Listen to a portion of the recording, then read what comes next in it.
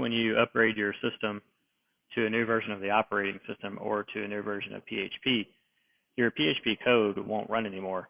In this example here, we see the PHP code is displaying on the screen instead of running. We try to refresh, it doesn't change anything.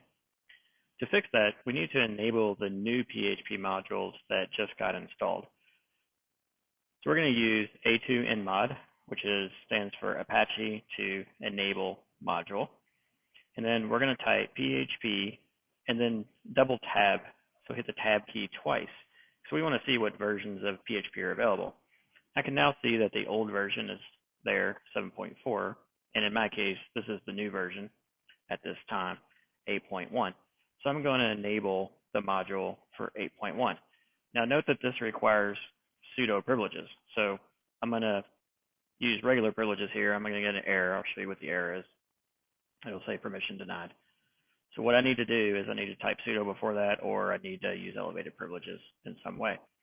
Once that's done, you'll notice that it says that we need to reboot Apache itself, restart the service, in other words.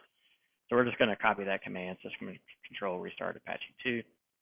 And again, we have to run it with elevated privileges, so you can use sudo if you want, or you can just type in the password when it asks you for your password, and that'll reboot the Apache service, which will activate the new PHP module that you just enabled for Apache.